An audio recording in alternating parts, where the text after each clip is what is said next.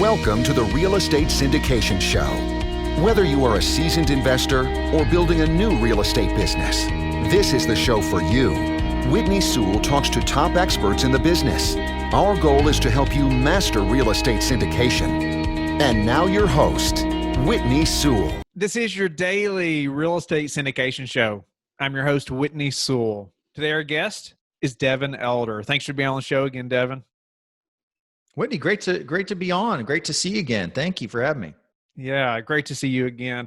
I always enjoy catching up with Devin. I know we've met a few times in person at different conferences and events, and you know, he was on the show. He was show number WS28. It's hard to believe, or it's hard to even think about that now. It was November the 18th of 2018. So it's been too long, Devin. Happy to have you back. But a little about Devin, in case you haven't heard of him before. He's the host of the DJE podcast, a weekly show interviewing the top commercial real estate investment experts in the country, and is himself a regular expert guest on the top multifamily investment podcasts in the world. He's co-founder of Apartment Educators, a dynamic network of knowledge and knowledge-based platform for aspiring and established real estate professionals in the Central Texas area. DJE Texas Management Group has handled over 200 real estate projects, 2,000 multifamily units, and a portfolio exceeding $130 million, and has evolved into a holistic real estate investment enterprise dominating Central Texas market. So, Devin, honored to have you back on the show. You're a perfect guest, and I know you have just become a known expert in multifamily space. So, looking forward to just catching up with you, hearing about the growth of DJE and just just the progress you've made since we've talked last on the show, which was November of 2018. But then also just the turbulent times that we've experienced over the last few months, and getting your opinion of what's happened, and and as large as your portfolio is, just really hearing your outlook on what's happened, how you all performed, what you maybe did differently, or what you had to change, or do differently, and just your outlook on the future as well. So get us started and update us a little bit about DJE, and let's dive right in. Yeah, sure. Thanks so much, Whitney. I couldn't believe that our interview was in 2018 and we're talking, in mid 2020 right now. I felt like I was just on your show. So, it just goes to show, just stay busy, work hard every day. The time's going to fly by. And if you stay diligent, you can grow stuff. And, your podcast is, you said we're in the 600s on episodes. So I love it. Kudos to you on that, especially a daily podcast. That's incredible, man. A little bit about kind of the last, this year, 2020 has been an interesting year for everybody. I am very pleased to say, kind of performance-wise across the portfolio, we've seen great things, right? And the teams on site have really stepped up, but we've seen great things in terms of occupancy, collections, traffic, signing new leases, renovating units, seeing rent premiums, all the stuff you want to do when you go in and operate. So certainly very thankful about that. But, this is not without some pain for us. And part of that was on the acquisition side. This is something that I tend not to focus on because it was just painful and you move on. But we got a deal under contract. And it's a $20 million deal with some hard earnest money at probably the worst week in the last decade to do so. Right. So it was, it's $250K of earnest money, $100K of which was hard. And that was a deal I had to walk away from. So I had to walk away from $100K out of my pocket, which was certainly the biggest loss I've ever suffered in real estate. And I just want to be transparent about that for folks. We're real proud about pounding the drum that we've never lost investor capital and stuff. But I got caught with some hard earnest money on a big deal that we were real aggressive on our offer. And is the first deal I've ever had to walk away from. And it was because it was a occupancy challenged property. And in March of 2020, the lenders, just like everybody else, just said, pause, right? Just, we're not doing anything. So that was painful. Hindsight, obviously I wouldn't have put hard earnest money up on it, but at the time I made the best decision that I could. Fortunately, before all that happened, though, that was very common, right? I mean, before all this happened, to be competitive, 100%. You had to do that. Absolutely. So this was a deal we felt great about for a lot of reasons. And it was just purely a timing thing. So I don't really beat myself up on it. I'm not thrilled about it. But at the end of the day, we had raised some capital. We already had investors wiring in funds, and, we had to send out an email and say, we're real sorry. I know everybody spent some time reviewing a PPM and getting excited about this deal, but the world's kind of crashing around us. We don't know what's ahead, and we're out of this deal, and we'll wire some money back. So it was unfortunate, but it was also it's just not something. I don't know that I would have done anything different, right? With the information you had, you did the best that you possibly could have, right? Yeah, that's right. That's right. So obviously, with perfect hindsight, I would have changed some things, but with the information I had, I don't think I made any missteps other than a timing thing. So, if we look at kind of this 10-year cycle, if the 2020 is the dip, I mean, shoot, we don't know what's ahead. There may be another shoe to drop, but if this is the dip, that's great because everything else performing well. We have this thesis, as I'm sure you guys do, that we talk about all the time, that multifamily is resistant to recessions, and we've got a product that's affordable to a giant contingent of people, and that thesis really held up. Well, imagine, all the other expenses that everybody cut this year, right? Whether it was discretionary or just plain not being able to go out and spend money at a restaurant, right? All those kind of expenses were cut, but housing is really, you're only cutting that if you're in serious dire straits, right? And for the most part, we've seen everybody kind of stay put. So very thankful for that on the operations perspective. And then look, we've sold 2 deals and we're buying another deal in the midst of all this. So I don't want to come out and say it's business as usual, but it's not too far off from that. I couldn't agree more. I could not agree more. I'd love to hear a little more about, maybe you can elaborate just a couple minutes on how the properties performed during all this from, say, March through now or through July, and maybe a couple of things that you all had to implement or do differently because of what happened. And maybe you didn't have to, but just because of the unknown, maybe you did, anyway. Yeah. So the first thing we did, I guess from, we kind of have I think of it as 2 divisions, right? Like, the property management division and then kind of the investment management division. And like a lot of operators and sponsors, we came out when all this hit and said, hey, we're pausing distributions. Properties are going great. We're well capitalized. But if we run into some issue here and we go down to 50% occupancy and the world falls apart, we don't know what's coming. We're going to pause it. We have a preferred return on all our deals that continues to accrue. So we did that immediately, and then we paused any non-essential capital improvements, right? So unless it was life and safety issue on a property, we said, stop everything, right? Just push pause. And then we said the same thing on acquisitions, right? We're usually pretty busy out there looking at deals and underwriting deals. We just told all the brokers, we're going to stop, see how this pans out. So kind of from an investment management side, that's what we did. And fortunately, since then, we've been able to resume distributions, resume renovations, et cetera. And then there were some things at the property level, which,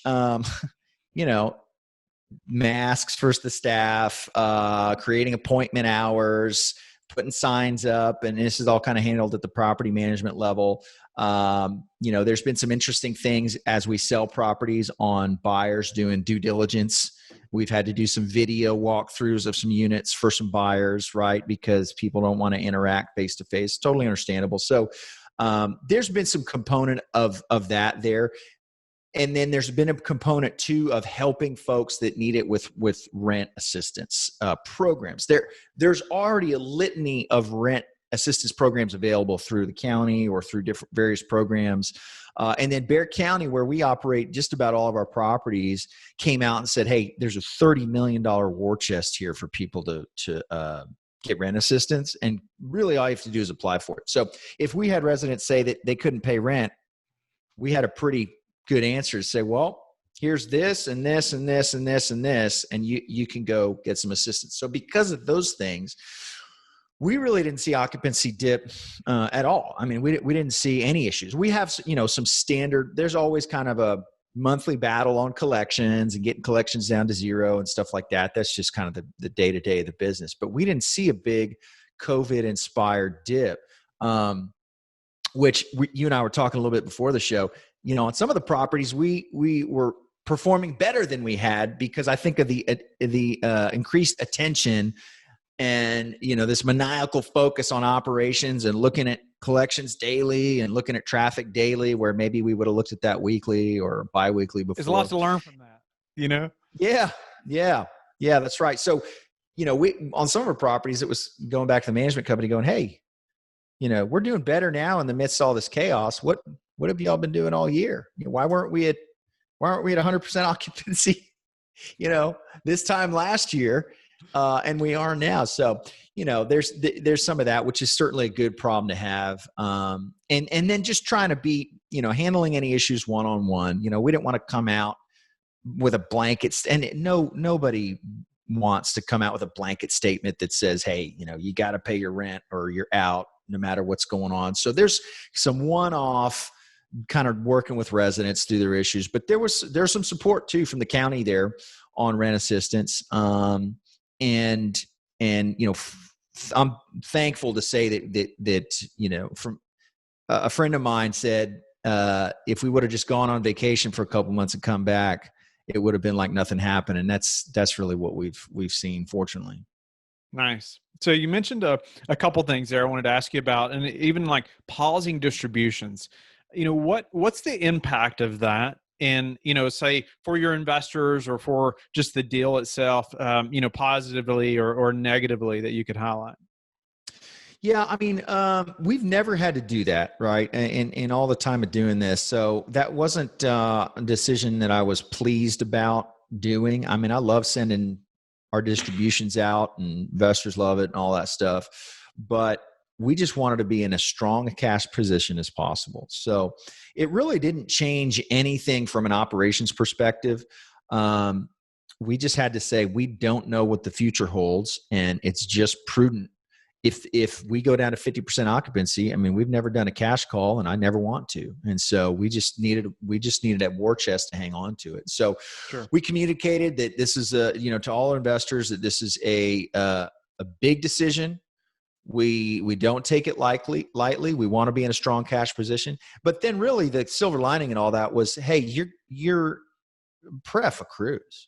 So you might not get a distribution for a quarter cash in hand, but it's still owed to every day. It's accruing to you. So we'll catch it up as soon as we're able to, as soon as we feel like it's prudent to. So kind of from that perspective, there was almost kind of zero impact to investors. And we got a lot of positive feedback on it. Hey, this isn't, we're not thrilled, but we completely understand, and we're behind you on having a strong cash position while we figure all this stuff out. So it was definitely the move to make. And then we all kind of celebrated here internally too, when we were able to resume the good news and say, hey, we're sending out distributions. We really were not impacted financially. We continue to operate and continue to send distributions. So, all's well that ends well. But it was a scary time there, kind of in March, April period, where we just, April 1 collections was huge for everybody globally in the business, right? May 1 and June 1, we're big. We're big kind of, our banks were asking us how collections are going, and we're kind of monitoring it. So those were an interesting couple of months there. Not that we're completely out of the woods, but hopefully we're well on the way to just continuing, high occupancy, low delinquency, and strong collections. Right. And I appreciate you elaborating on investors' responses a little bit. That was going to be my next question, just, how they responded to that. I mean, the last thing they want to happen is for you to lose a property. Right. And so, even if we have to delay a distribution, but we can maintain the deal and not lose it, well, then we're all better off. Right. It makes complete sense. Is there anything, just a couple more seconds or a few, maybe a minute still on this. Is there anything specific about the numbers that allowed you to say, okay, we're going to continue with distributions? Or was it just that, okay, we really weren't impacted like we expected? What was that, main thing that helped you make that decision? Yeah, it was just a continuation of operations. Strong occupancy in the 90s, kind of across the board, low 90s, high 90s, depending on the asset. Strong collections, and said, hey, listen, these months kind of look like previous months. There's no reason not to resume distributions. I mean, it just wasn't. I mean, I don't want to make light of it because a lot of stuff has shaken up. And listen, I really don't want to make light of it because there are other businesses we know for certain are going to just be flattened and go out of business, right? I mean, restaurants and on, right? So I don't want to make light of it, but our numbers kind of look like previous numbers. And so we said, okay, there's no reason to withhold distributions now. We feel good about our cash position. So it was almost like not much had changed. And so, time to get back to normal. And we saw that from a lot of operators kind of across the board, like, all right, we saw hopefully what's the brunt of it. We saw minimal to no impact, and let's just go ahead and start resuming distributions. Nice. Okay. So, you mentioned earlier as well, like you paused buying, you reached out to brokers, say, hey, we don't know what's expected right now. We're probably not in buying mode, currently. So tell us about just the thoughts behind that a little bit. You paused, but now you have a deal under contract. How did that change, and what were some thoughts there to say, okay, we're ready to move forward on a deal now. And then we'll dive into that a little further. Yeah, I think the most important thing on the pausing acquisition activity was we really need to free up some internal time and resources. I mean, I can't be looking at deals and touring deals and stuff like that. Takes a lot of time and energy, as you know. And we just said, hey, as a company, we are 100% asset management focused for as long as we have to be. Right. So that was really helpful internally to just completely shut off any time and energy spent on acquisitions. Now we did have a deal under contract that we closed during COVID, and it took a few months, and that wasn't fun to tell investors, hey, we're going to close here, and we closed 2 months later. That was definitely not fun, but we got it done. And obviously there was some challenging credit market stuff we had to work through. So that was good. And everybody's happy on that deal now that we're off to the races and sending distributions. But it was really kind of an internal resource thing to say, we're just not looking at deals. Also, we had some uncertainty in the credit markets, right? I mean, I don't want to put a deal under contract if I can't have certainty that the lender can't close. And I just been burned by this deal that I had to go out of contract and lose earnest money on. So I need a little time personally to kind of collect myself after that experience. And so, all of that played together, just conserving energy and resources internally to focus on asset management. You've got some uncertainty in the credit markets where we don't even want to deal with that level of uncertainty. And then just kind of a period of getting over that deal that we got burned on, on the acquisition side. So it just needed some time. And recently, we started evaluating deals again. Your credit markets are stabilizing. You've got a COVID escrow requirement with just about any lender, but we found some creative ways to work around that. It's having minimal impact. So we're ready to go out and do deals, and investor appetite seems to be there. Folks have been sitting on the sidelines for a number of months now. It seems like everybody's kind of ready to get back out there and start investing again, which is good. So I would say kind of the main impact right now is just that COVID escrow requirement from the lenders, where they're wanting to see a year's worth of payments escrowed with them up front. Other than that, I think we're ready to start looking at deals. We've seen a few deals that were distressed prior to COVID. They're really hurting now. But in general, we haven't seen a lot of huge price reductions. We just sold a deal last week, and we should be selling a deal in the next couple of weeks where we're happy with our price. We're not seeing big price reductions there as a seller, and also as a buyer, we're not seeing a huge price reduction on as a buyer. So in that regard, it's kind of business as usual on those pieces. Nice. I like how you said, it's about freeing up time and resources, and that you all were 100% asset management focused as long as you have to be. I love how you said that, because it is like in a crisis like that. Okay, we got to focus on managing what we have, right? We got to maintain what we have, and that has to be our focus. And so it's awesome. It's just like, okay, we're going to devote all our resources there. Okay, now it hadn't turned out near as bad as it could have been. And so now we can keep moving forward. And so could you highlight just a little bit on the COVID escrow requirement? There's probably listeners that aren't familiar with what, like the escrow requirement alone, much less COVID escrow requirement, what that is, and how does that affect your underwriting a little bit, as well? Well, I think if so just to define it, the lenders that we've talked to have said, we'll loan you this money. We'll give you, just to kind of highlight a deal we're working on now, 3 years interest only. You got a rate in the mid threes, fantastic. You've got a good loan to value, 75, 80% loan to value, kind of all the standard terms. But we want a year of our payments up front. We want to hold that in escrow. And then there's a whole paragraph in the term sheet that they'll release it when shelter in place orders have been lifted for 90 days. I can't remember all the specifics, but they want to make sure there's not a government mandate that's going to jam them up. So they're taking that money up front. Now, if you just say, hey, on a deal we're working on, it's in the $9 million range. It's $400,000 that the bank wants escrowed. If you just add $400K of equity to the raise, it's going to hurt returns. It's not going to be helpful, right? Because we might be doing $400K CapEx period on the whole property, $500, $600K. So if you just stick it in your underwriting as additional equity, it doesn't work. So there's got to be a workaround as a syndicator anyway. I mean, if somebody's out there just buying deals cash, or they've got one partner, or they have a different criteria, sure, they can get around it.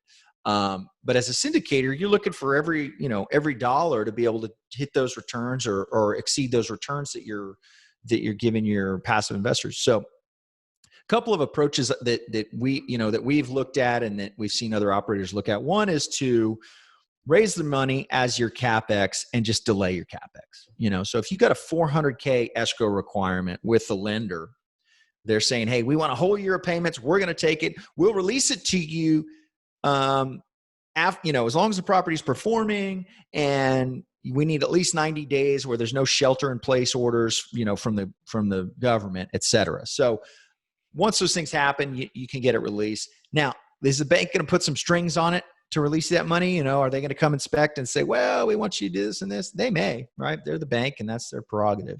But one workaround is to say, okay, of the COVID escrow requirement, we're going to actually use that for, let's say, exterior CapEx or interior CapEx, paving the parking lot, rebranding, whatever you're going to do. We're just going to delay it out 6 months. So we're going to buy a property, go in, start operating, making some minor improvements. We just know it's going to take us 6 months to get to that money.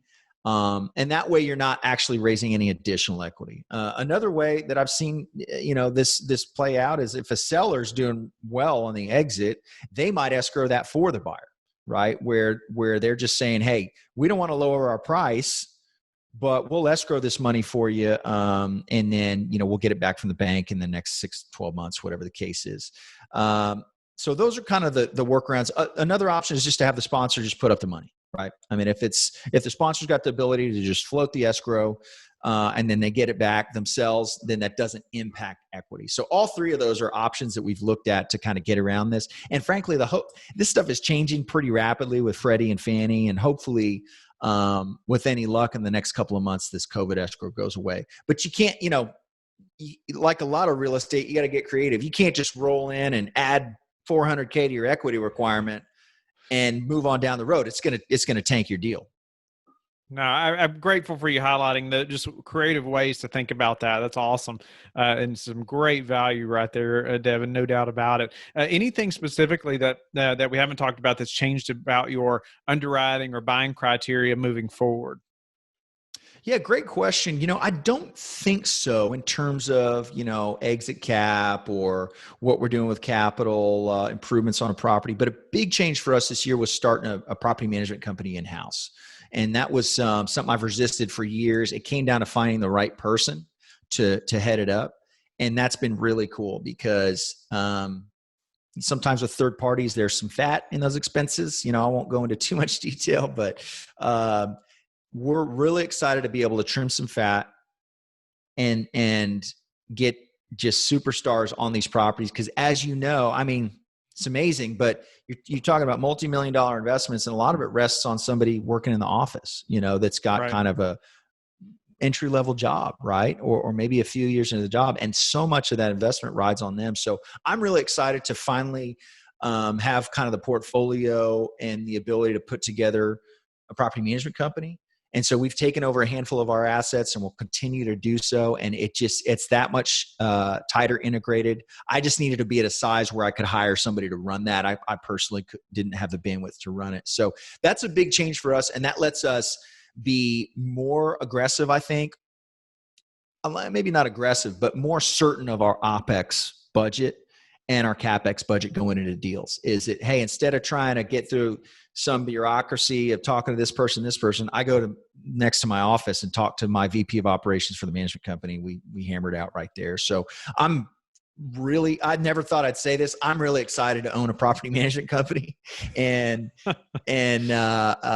looking forward to what that's going to be able to do for our portfolio in terms of NOI performance moving forward. It'd be neat to think about your NOI now or 6 months ago, and then think about it a year from now or 2 years from now, and just see how that's performed and what's changed. But what's your thoughts about the future, say 6 months to a year, and just buying mode, and what do you expect? We had some pretty aggressive goals for 2020, which is you always get you always get a little dose of humility sometimes, and that's okay. So we adjust our goals for 2020. And I think if we can we got one deal we'll close here in a few weeks. And if we could close one more, if we can close a deal in Q4, that'd make my day. We'd be fine. I think for me personally, it's tempered a little bit about how aggressive I wanted to be on the acquisition.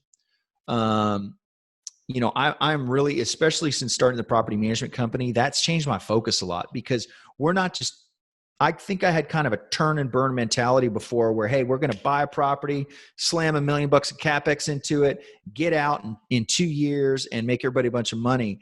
And now that there are employees, I'm thinking, I think we might have a little longer focus now where, we're trying to build people's careers. And so I think we're going to move a little slower on the disposition, and a little slower on the acquisition too. We want to buy the right properties. Our criteria has always been to buy in our backyard in San Antonio.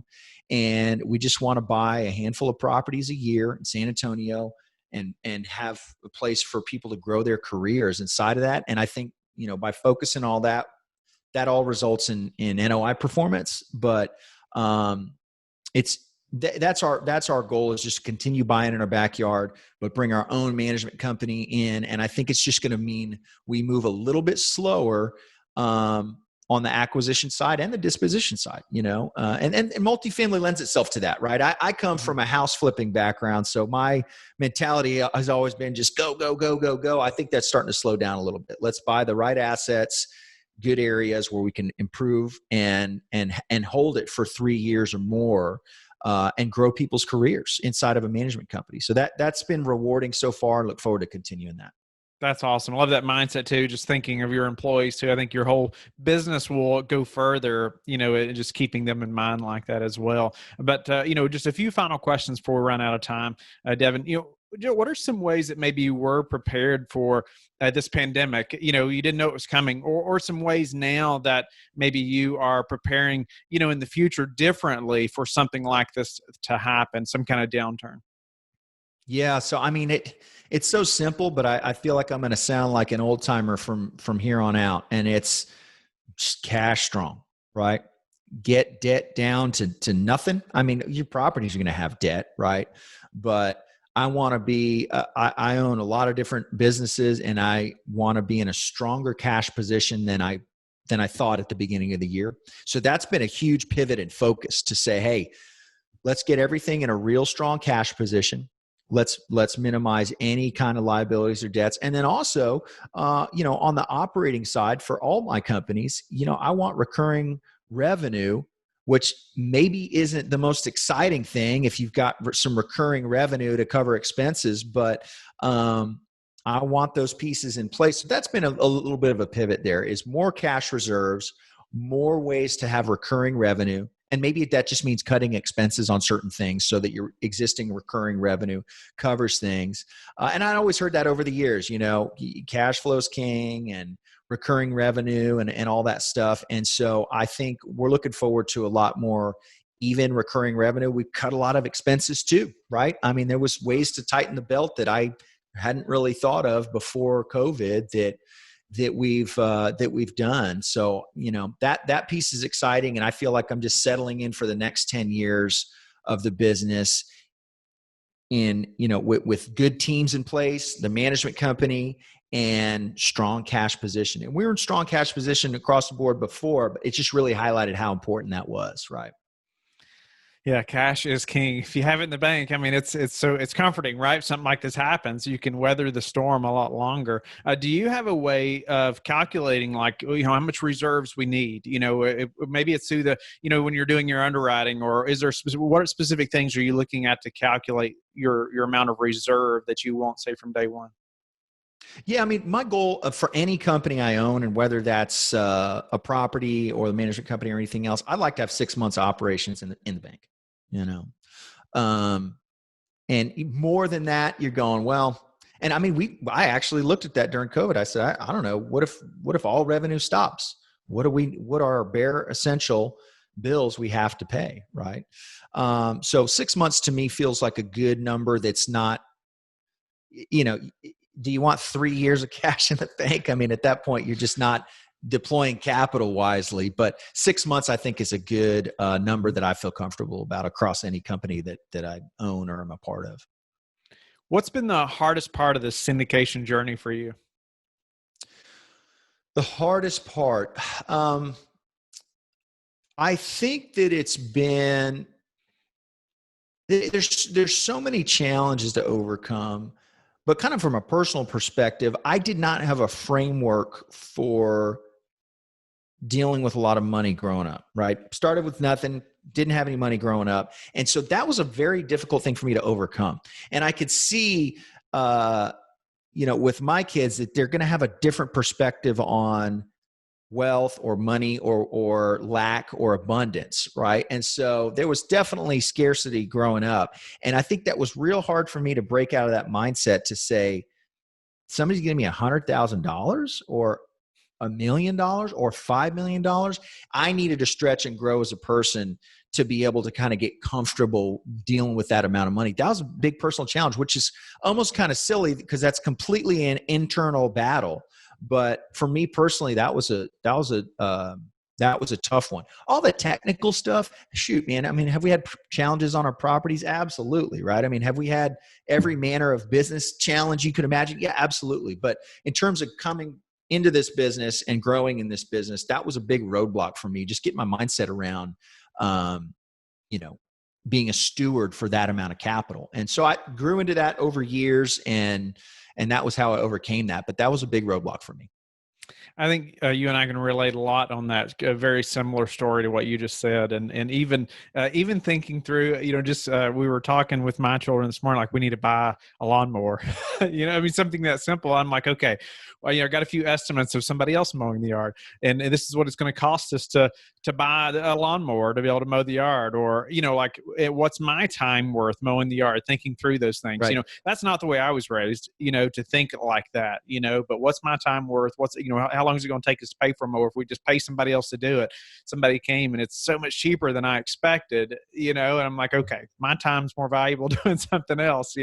So that's interesting. That you're thinking through that too, and teaching your children things like that, or they're going to learn. But what's a way that you've recently improved your business that we could apply to our business that maybe we haven't talked about? Well, we are big on systems and automation. We love our investor portal. I think about the amount of time that saves. So, I mean, if you're syndicating deals and you're in kind of more than one deal, I love an investor portal platform for signatures and distribution. I mean, just the distributions alone, being able to just upload an ACH file to the bank and send out. I mean, we just sold a deal. We sent out close to $4 million in distributions, and it was ACH file, right? So right. Something like that. And it's funny, historically on that property, we'd sent checks quarterly, which was a giant administrative nightmare I won't even go into. But just something simple like that, the money's getting delivered just the same.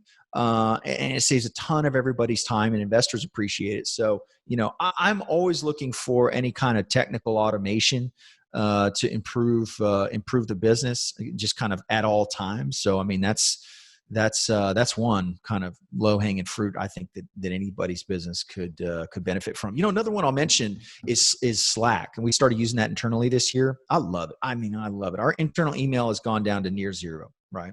And It's just a chat application where we've got the corporate team on there. We're not using as much at the property level. There may be an opportunity there, but just for the corporate team to communicate, that has absolutely streamlined things. And like I said, almost cut email to zero, which has been fantastic. Do you integrate that with other software that you all are using? Not really. I mean, there's some Google. We use Google Docs for our file management system, and we use a CRM. They don't really talk to each other too much. It's just between myself, my office manager, our VP operations on the property management side, and our investor relations / marketing person. We can all kind of coordinate, and it just you think about email as really an extension of writing letters. And so there's a salutation and there's some politeness and stuff like that all takes time. Slack is just chat. I don't have to say, hey, so-and-so, dear, this and that. It just, did this check go out? Did this invoice get paid? Did this get scheduled? And people put a thumbs up on it, just so much more efficient because we live in kind of this texting world. So I love that. I don't have to go to write some big email acknowledging somebody. I put a thumbs up sign on a comment and everybody knows I saw it and I approve it, which is, we love that. Yeah. Wow. What's your best source for meeting new investors right now? Referrals, 100%. I mean, it just, it'll always be that way. And so we want to take real good care of our investors, and we have all kind of marketing channels and stuff, but by far it's taking care of existing investors because they are friends with people like them, but for sure, and I think it'll always be that way. Number one thing that's contributed to your success? Perseverance. I mean, I've been kicked in the teeth so many times, and I decided, almost a decade ago that I was going to make this work no matter what. I put my entire life and savings and everything at risk to make it happen, burn the boats, and have never once considered not doing it. And I think that's made the difference, is commitment and perseverance, regardless of anything. And so I've developed almost a stupid level of perseverance. It doesn't matter what happens. I go, yep. Okay. Well, I know I'm not, it's like being married, right? Well, I'm not quitting. I'm not just going to leave. I've been married 12 years. I've never once thought, this thing's not working out, I'm out of here. Right. It's just, you commit, and you commit for life. And that's what's been the biggest thing for me. Love that mindset. Yeah. I think that's a decision, right? You have to make that decision. You're going to be that committed and moving forward. That's awesome. And are you still playing the guitar? You bet. Yep. Awesome. Good stress reliever. I love it. Yep. How do you like to give back? Well, I started a foundation this year in 2020. So we started the DJE Foundation. All of our companies contribute to it every month. And we support some really cool things. We support our church here locally. We support some other Christian organizations. We support a orphanage in the Philippines that a friend of mine bought and runs. So we support them, which is the coolest thing. They do surgeries for cleft palate kids in the Philippines. It'd break your heart seeing the turnaround on this stuff, right?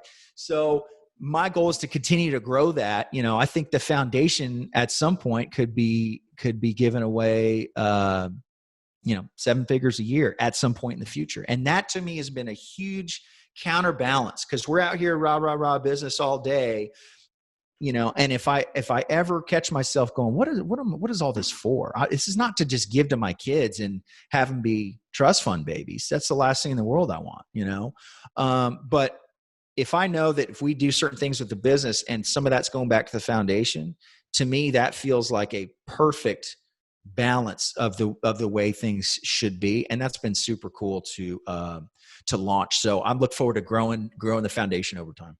That's incredible. Appreciate you sharing that and giving back in that way. Sounds a lot like what we're doing personally as well, and just grateful that you're doing that. I love I want to hear more about that in the future. When you're back on a couple hundred more shows or something. I'd love to hear more about what the foundation's doing then as well, and how that's grown. So, Devin, thank you again. It's always a pleasure to catch up with you and just hear what's happening in your business. And you're one of few in the business that I really look up to and have a lot of respect for, and just consider an expert.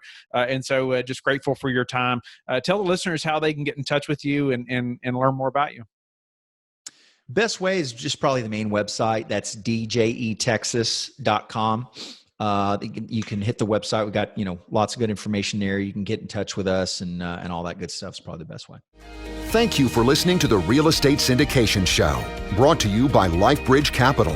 LifeBridge Capital works with investors nationwide to invest in real estate, while also donating 50% of its profits to assist parents who are committing to adoption. LifeBridge Capital, making a difference, one investor and one child at a time. Connect online at www.lifebridgecapital.com for free material and videos to further your success.